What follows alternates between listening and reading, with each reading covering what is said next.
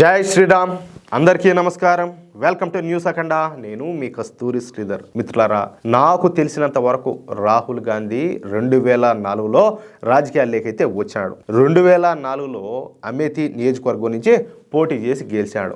ఆ అమేథీ నియోజకవర్గం పూర్తిగా కాంగ్రెస్ పార్టీకి చెప్పాలంటే కంచుకోట అనుకోండి, అర్థమవుతుందా? పైగా ఏంటంటే ఆ అమేథీ నియోజకవర్గం నుంచే రాజీవ్ గాంధీ పోటీ చేస్తూ ఉన్నాడు. ఇంకొక విషయం ఏంటంటే రాజీవ్ గాంధీ సోదరుడైనటువంటి సంజయ్ గాంధీ కూడా ముందు అక్కడి నుంచే పోటీ చేశాడు. అంతెందుకు, సోనియా గాంధీ గారు కూడా అమేథీ నుంచి పోటీ చేశారు. దీంతో ఈ అమేథీ నియోజకవర్గం బాగా కలిసి వచ్చినటువంటి నియోజకవర్గం కావడంతో రాహుల్ గాంధీ కూడా 2004లో అమేథీ నుంచే పోటీ చేశాడు. ఇక్కడ ఒక విషయం అయితే మనం ఖచ్చితంగా మాట్లాడుకోవాలి. అమేథీ అన్న పేరు వినేదానికి చాలా అందంగా ఉన్నది కాబట్టి ఈ అమేథీ అన్న పేరు వినగానే ఈ అమేథీ నియోజకవర్గం చాలా అభివృద్ధి చెంది ఉంటుందని చెప్పేసి, అలాగే ఇక్కడ రాజీవ్ గాంధీ, సోనియా గాంధీ, రాహుల్ గాంధీలో ఎంపీలుగా పనిచేశారు కాబట్టి ఈ అమేథీ నియోజకవర్గం అద్భుతంగా ఉంటుందని చెప్పేసి చాలా మంది ఊహించుకోవచ్చు. దయచేసి భ్రమపడగాకండి. ఈ అమేథీ నియోజకవర్గాన్ని చూస్తే మీకు అదేదో మహేష్ బాబు సినిమాలో చెప్పినట్టు దిమ్మ తిరిగి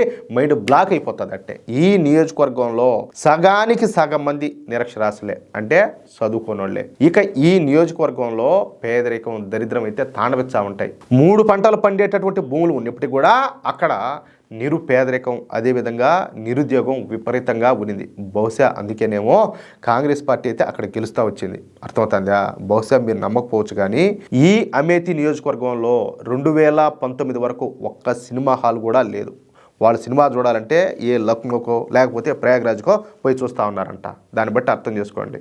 ఈ అమేథీ ఎంపీ నియోజకవర్గంలో 2019 వరకు ఒక్క సినిమా హాల్ కూడా లేదు. ఇదైతే పచ్చి నిజం. ఆ తర్వాత స్మృతి ఇరానీ గారు వచ్చి అక్కడ సినిమా హాల్ను నిర్మించడానికి సాయం చేశారు. అంటే దాదాపుగా 30 సంవత్సరాల పాటు ఆ అమేథీ నియోజకవర్గం నుంచి పోటీ చేసి గెలుస్తూ వచ్చేటువంటి ఈ గాంధీలు అమేథీకి చేసింది చెప్పాలంటే పెద్ద గుండు సున్నా. కాంగ్రెస్ పాలనలో అమేథీకి సంబంధించినటువంటి వీడియోలు, ఫోటోలు అవన్నీ కూడా ఉంటాయి. మీరు కావాలంటే ఒకసారి సెర్చ్ చేసి చూడండి. అప్పుడు పరిస్థితులు ఎంత దారుణంగా ఉన్నాయో మీరు కళ్ళారా చూడొచ్చు. అసలు అంత పేదరికం, అంత దరిద్రం మన తెలుగు రాష్ట్రాల్లో చెప్పాలంటే ఎక్కడా కూడా లేదు. సరే, మళ్ళీ విషయానికి వస్తే రాజకీయాల్లోకి వచ్చినప్పటి నుంచి ఇప్పటి వరకు ఈ రాహుల్ గాంధీకు అన్నీ కూడా ఓటములే ఎదురవుతున్నాయి. ఇప్పటి వరకు 95 ఓటములు సాధించినటువంటి ఈ రాహుల్ బాబా ఇప్పుడు ఏదా సెంచరీ కొట్టేదానికి సెంచరీ దిశగా దూసుకుపోతాడు. సరే, అన్ని ఓటములు వస్తూ ఉండడంతో ఇక రాహుల్ బాబా చేసేది ఏమి కూడా లేక ఆ విషయాన్ని డైవర్ట్ చేయడానికి కేంద్ర ఎన్నికల కమిషన్ మీద పడినాడు. చూడండి, అదేందో అని చెప్తారు పెద్దలు, సామెత ఏదో ఉండదు, ఏదేదో ఊరి మీరు ఏదో మంగళ మీద పడినట్టు అన్నట్టు. ఈయన సరే ఈ చేతగాంతనాన్ని కప్పిపుచ్చుకోవడానికి పోయి ఎన్నికల కమిషన్ మీద పడినాడు. ఎన్నికల సంఘం పైన, అదేవిధంగా ఈ సర్ ప్రాసెస్ పైన నిందలు వేయడం ప్రారంభించాడు. ఇక ఈ విషయం పైన పార్లమెంట్లో మాట్లాడుతా ఎన్నికల కమిషన్ను కేంద్రం కబ్జా చేసిందని లోక్సభలో ఈ ప్రతిపక్ష నేత రాహుల్ గాంధీ ఆరోపణలు అయితే చేశాడు. ఓట్ల చోరీకి సంబంధించి తమ వద్ద ఆధారాలు కూడా ఉన్నాయని చెప్పినాడు. మరి అన్నున్నప్పుడు కాదు, ఎట్టా పార్లమెంట్ సమావేశాలు జరుగుతున్నాయి? ఎందుకు బాయ్కాట్ చేసి అదే ఒక పక్కన ఇప్పుడు పాలకపక్షం ఎన్డీఏ కుటుంబం వాళ్ళంతా కూడా అయ్యా దీని మీద చర్చ నడుపుదామని చెప్పేసి వాళ్ళు రాండి కూర్చోండి అని చెప్తా ఉన్నా కానీ వీళ్ళు వినకుండా వెళ్ళిపోయి పారిపోతారు అట్టే కుర్చీలోంచి లేచి. కాదు, నువ్వు ప్రజల ముందు మాట్లాడతావు, మీడియా ముందు మాట్లాడతావు, ఇంకా పార్లమెంట్ ఉండేది దేనికి? ఊరికే నువ్వు అడ్డం వచ్చినట్టు అడ్డమైన కబుర్లు, అబద్ధాలు చెప్పేదానికి పార్లమెంట్ ఉండేదే? నీకు అన్ని సాక్ష్యాలు, అన్ని ఆధారాలు ఉన్నప్పుడు ఆ నిలబడుకొని కొట్లాడొచ్చు కదా. ఎందుకంటే పార్లమెంట్ సమావేశాలంటే కొన్ని కోట్ల మంది ప్రజలు చూస్తారు. ప్రతి ఒక్క మీడియా సంస్థ కూడా దాని మీద దృష్టి పెడతాది. ఏది పార్లమెంట్ సమావేశాలకు సంబంధించి నువ్వు ఏం చెప్తావో, ఆధారాలు ఏమి ఇచ్చావో వాటి గురించి కూడా ప్రజలు చూస్తారు కదా. అంతా అట్టగాదని చెప్పేసి వదిలిపెట్టేసి అంతా బాయ్కాట్ చేశారు. అంటే వీళ్ళు అబద్ధాలు మాట్లాడేదానికి మాత్రమే పార్లమెంట్కి పోతారు. ఒకవేళ ఇటు ఈ ఎన్డీఏ పక్షం కానీ దాని మీద కానీ మాట్లాడింది అనుకో, వీళ్ళు ఉండరు, ఇంకా పత్తా ఉండరు. అంతే, పర్రారే ఇంకా పరారే. ఇంకా నిన్న జరిగింది కూడా అదే. ఇకపోతే ఈ రాహుల్ గాంధీ మాట్లాడతా ఆర్ఎస్ఎస్ వాదులకు సమానత్వం పైన నమ్మకం లేదని, దేశంలోని వైవిధ్యాన్ని ఆర్ఎస్ఎస్ వాళ్ళు నాశనం చేస్తారని చెప్పి విమర్శలు చేశాడు. అసలు ఏమన్నా సంబంధమా? ఈయన మాట్లాడేదానికి ఏమన్నా సంబంధం ఉన్నదా? అంతేకాకుండా కేంద్రానికి ఈ విషయం పైన ఈ మేధావి 3 ప్రశ్నలు కూడా వేశాడు. ఆ ప్రశ్నలు ఏందయ్యా అంటే, ఎన్నికల సంఘం స్వయం ప్రతిపత్తి ఎందుకు బలహీనపడతాంది, దాని స్వతంత్రతను నిర్ధారించే యంత్రాంగాలను ప్రభుత్వం పునరుద్ధరిస్తుందా అని మాట్లాడినాడు.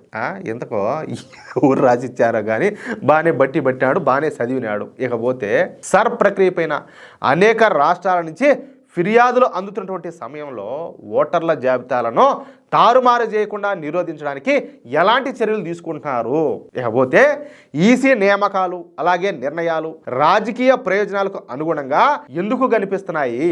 ఈ విషయంలో పారదర్శకమైనటువంటి సంస్కరణలు చేపట్టడానికి ప్రభుత్వం కట్టుబడి ఉంటుందా అని చెప్పేసి ప్రశ్నలు అయితే వేశాడు. మొత్తానికి ఏదో స్క్రిప్ట్ రాయించారు, చదివేశాడు, సంతోషం. నిజానికి ఇవన్నీ కూడా చిత్రమైనటువంటి ప్రశ్నలు. కేవలం ప్రజలను మభ్యపెట్టి తప్పుదారి పట్టించడానికే రాహుల్ గాంధీ ఈ ప్రశ్నలన్నీ కూడా తయారు చేసుకుని పార్లమెంట్లో అడిగినాడు. ఇక వీటికి అమిత్ షా గారు కూడా చాలా స్పష్టంగా సమాధానం అయితే ఇచ్చినారు. అమిత్ షా గారు మాట్లాడుతా ప్రస్తుతం వివిధ రాష్ట్రాల్లో జరుగుతున్నటువంటి ఓటరు జాబితా సమగ్ర సవరణ ప్రక్రియ పైన దేశ ప్రజలను ప్రతిపక్షాలన్నీ కూడా తప్పుదోవ అయితే పట్టిస్తున్నాయి.